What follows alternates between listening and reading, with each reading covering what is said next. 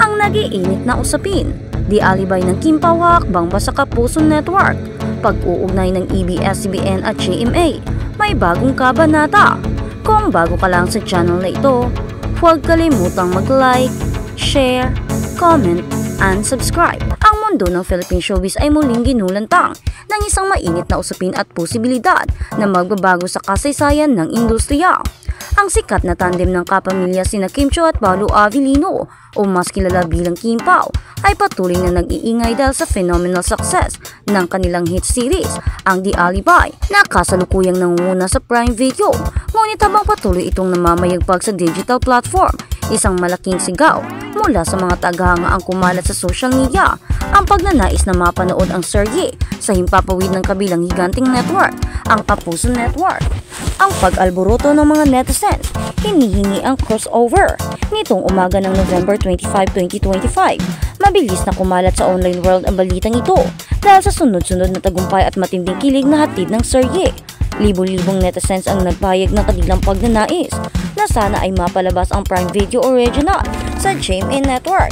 Ang mga hashtag na hashtag Kapuso Kim Pao sa Kapuso at hashtag The Alibay Kapuso Network ay mabilis na nag-trend, nagpapakita ng tindi ng pag-asa at demand ng publiko. Para sa mga tagahanga na ito, ang pagpapalabas ng The Alibay sa GMA ay may tuturing na isa sa mga collab na hindi in-expect ng karamihan. Ito raw ay isang pagkakataon na mas lalo pang ma-expose ang kapamilya series sa mas malaking reach at mas maraming manonood na hindi subscribers ng streaming platform. Naniniwala sila na ang Kapuso Network bilang isang napakalaking franchise company ay may kakayahan na palakasin pa ang isang palabas at makapagbigay ng mas malawak na plataforma para sa dekalidad na serye. Sa ganitong pananaw, ang crossover na ito ay isang pasabog na magbubukas ng pinto sa mga malalim at mas madalas na ugnayan ng dalawang network. Ang posibilidad at ang kasaysayan ng pag-uugnay. Hindi na bago ang ideya ng pag-uugnay collaboration ng ABS-CBN at GMA Network. Sa katunayan, nagkaroon na ng magandang agreement ang dalawang higanting network noon na naging rason upang mas lalong abangan ng mga kapamilya at kapuso ang mga proyektong may magkasamang mga artista. Ibig sabihin, ang collaboration ay isang proven formula na nagpapalakas sa industriya at nagpapalaya sa mga artista na mag-explore ng mas maraming pagkakataon. Ayon sa ilang komento, ang collab na ito ay isang malaking pagkakataon na mapanood pa ng mas marami o nakakaraming Pinoy fans ang series sa isang partner din ng ABS-CBN. Ito raw ay isang magandang move kung bibigyan ng pagkakataon. Kung mangyayari ito, hindi lamang ang The Alibay ang makikinabang, kundi maging ang buong Philippine entertainment landscape na patunay na mas pinahahalagahan na ang unity at ang paghatid ng magandang palabas kaysa sa network wars. Ang tutol na buses, pagtitiwala sa lakas ng kapamilya. Gayunpaman, hindi lahat ay umaayon sa usap-usapan. May mga fans din na matindi ang pagtutol at nagsasabing hindi na kailangan pang makisilong sa ibang network ng ABS-CBN. Ang kanilang latest offering na The Ali ay mananatiling #1 spot sa Prime Video na nagpapakita ng pag-ariba ng views sa naturang streaming platform. Para sa kanila, ito ay sapat na patunay sa pool at kapasidad ng Kapamilya Network na magpapalakas ng sarili nitong produkto. Ayon sa mga tumutol, dapat ay focus na lang ang kapamilya sa sarili nitong reach dahil kitang-kita naman kung gaano nag-level up ang kanilang mga project sa TV at digital. Ang pag-angat ng pangalan ng ABS-CBN sa buong mundo kahit wala na ang franchise nito sa ere ay patunay sa tindi ng pagmamahalan at suporta ng tao sa kanilang contents. Kaya naman may nagsasabi na never na sanang mag-collab ang dalawang network at patuloy na iaangat ng ABS-CBN ang pangalan nito sa buong mundo ng mag-isa. Ang loyalty ng mga fans ay nananatiling solid at ang galing ng kapamilya ay hindi matitinag. Ang pundasyon ng kapamilya ang 20 taong loyalty ni Kim Chiu. Bukod sa usapin ang collaboration, hindi rin nawawala sa usapan ang isa sa mga pangunahing bida, si Kim Chiu sa loob ng 20 taon niya sa industriya mula sa pagiging housemate sa Pinoy Big Brother hanggang sa pagiging Asia's multimedia star or icon. Nananatiling matibay ang kanyang ugnayan sa ABS-CBN. Kamakailan nagpasalamat si Kim Chiu sa kanyang mga fans na nagbigay ng mainit na suporta sa loob ng 2 dekada.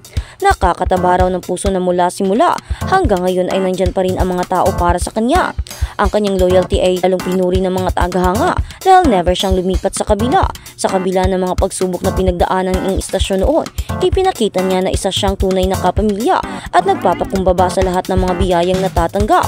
Ang katatagan ni Kim Chiu ay hindi nagpapatunay na ang kapamilya spirit ay matibay at anuman ang magiging desisyon ng The Alibay crossover. Ang kanyang dedication sa kanyang home network ay hindi magbabago. Siya at ang kanyang partner na si Paulo Avellino ay patuloy na pinagkakatiwalaan ng network at inaasahan pang lalong magniningning sa mga susunod na proyekto. Ang kanilang perfect combination at professionalismo ay patunay na sila ang right choice para sa mga major projects, kabilang na ang mga Korean series adaptation. Ang pag-asa at ang kinabukasan ng Kim Pao. Ang tandem ng Kim Pao ay tunay na minamahal ng publiko. Ang pagmamahal talaga ng fans sa Kim Pao ay umaapaw at hindi na masusukat. Sila ang patunay na ang chemistry ay lagpas ng network, ngunit ang kanilang galing ay hinulma sa bakuran ng kapamilya. Sa huli, ang usap-usapan tungkol sa The Alibay at GMA Network ay nagpapakita na ang Philippine entertainment ay tumatawid sa bagong henerasyon ng collaboration at competition. Ang tanong ngayon ay hindi na lang sino ang mas malakas, kundi paano tayo magiging mas malakas bilang isang industriya. Ang lahat ay nakasubaybay sa desisyon ng mga big bosses. Matutuloy ba ang malaking pagsasanib porsa na hinihingi ng madla o pananatilihin ng ABS-CBN ang kanilang prestige at success sa Prime Video? Abangan natin ang mga susunod na kabanata ng balitang ito. At sa kabilang banda, Kim Chiu marks 20 years with Star Magic. Nagsimula din ako without any talent. Nagpahayag ng pasasalamat ang kapamilya actors at Star Magic talent na si Kim Chiu nang siya ay ginawaran sa Star Magical Christmas 2025 para sa kanyang 20 taong pagiging Star Magic artist. Sa kanyang talumpati sa pagtanggap, ibinahagi ng bida ng The Alibay ang kanyang mapagkumbabang simula at kung paano siya ginabayan ng mga tamang tao upang manatiling siyaligan sa lahat ng mga taon na ito. Sinimula ni Kim ang kanyang karera matapos manalo sa unang desisyon o edisyon ng Pinoy Big Brother Teen Edition. Simula noon nagbida na siya sa ilang hit series at pelikula at gumawa pa ng ilang chart-topping songs. Una sa lahat, maraming salamat syempre sa mga Star Magic sa hindi nang pagbibigay sa akin ng magandang career at sa paggabay sa akin sa buong 20 taon, kundi sa pagbibigay din sa akin ng tahanan. Maraming salamat sa Star Magic para sa magandang career na ito sa ABS-CBN, pahayag ni Kim. Idinagdag niya kung paano niya sinimulan ang kanyang karera sa industriya ng showbiz nang walang anumang talento ngunit nais niyang makamit ang kanyang pangarap. Nanindigan si Kim na ang talento ay makakarating lamang sa iyo, ngunit ang tamang pag-iisip ang nagbigay sa kanya ng mahabang buhay na tinatamasan niya ngayon. Sa kanyang 20 taon na pagiging aktibo sa entertainment industry, nakamit ng kapamilya star ang iba't ibang parangal sa local and at international. Kaya let's never forget to say thank you and be grateful for all the opportunities na ibinibigay sa atin, either big or small. Pag pinagsasama-sama mo yun, it's a dream that you never thought and your younger self will be proud of you. She continued. Binigyan din ng kredito ng kapamilya actors ang kanyang mga loyal fans na nandoon na simula pa lang ng kanyang career. Para sa kanya, ang buhay na mayroon siya ngayon ay dahil sa kanyang mga tagahanga na sumusuporta sa kanya sa lahat ng kanyang ginagawa.